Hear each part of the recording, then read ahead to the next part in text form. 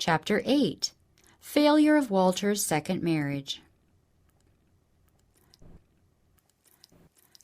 Note: concerning Walter C.'s second marriage, W.C. White states, "Fear took hold of him that his new wife would want some of his money with which to help her relatives, so he labored for some years to separate her as much as possible from her relatives.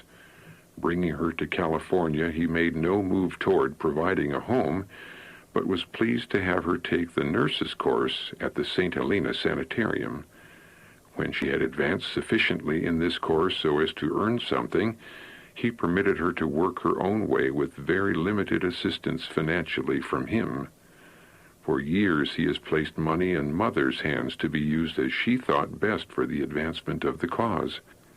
Sometimes she has felt that a portion of this money ought to be given to Mrs. C., but when C. learned that a part of the money which he placed in Mother's hands had been given by Mother to his wife, he gave notice that this was contrary to his wish, and that if any more was used that way, he should not feel free to place his gifts in Mother's hands.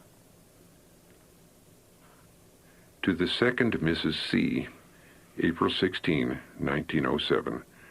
Dear Sister C., I have received your letter, and in reply to it I would say, I cannot advise you to return to Walter C. unless you see decided changes in him.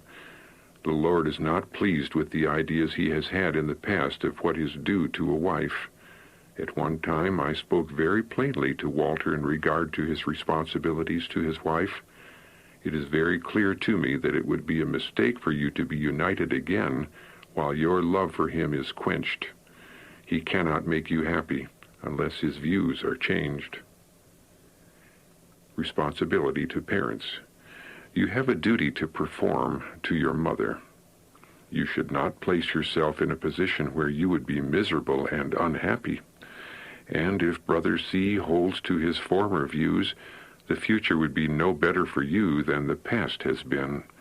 He does not know how to treat a wife. I feel very sad about this matter. I feel indeed sorry for Walter, but I cannot advise you to go to him against your judgment. I speak to you as candidly as I spoke to him. It would be perilous for you to again place yourself under his dictation. I had hoped that he would change. Brother C. can place his father in one of our sanitariums, where he will have good care. Your experience of the past is not to be repeated. When you are released from the care of your mother, you can act a part in one of our sanitariums. The Lord understands all about your experiences, Sister C. Be of good courage in the Lord. He will not leave you nor forsake you. My heart goes out in tenderest sympathy for you. Hang your helpless soul on Christ. Help needed in sanitarium. You know that not one word passed between you and me in regard to your going to Battle Creek. Neither have you spoken to me concerning your life with Brother C. in the past. Not a word of complaint have you made to me. The course you took in going to Battle Creek you took on your own responsibility, because you deemed it just and right, and this I do not condemn. Now, my dear sister, you have obtained a knowledge of how to treat the sick, and your help is needed in our sanitarium work. When you write, please tell me in regard to your mother's health. What are you doing?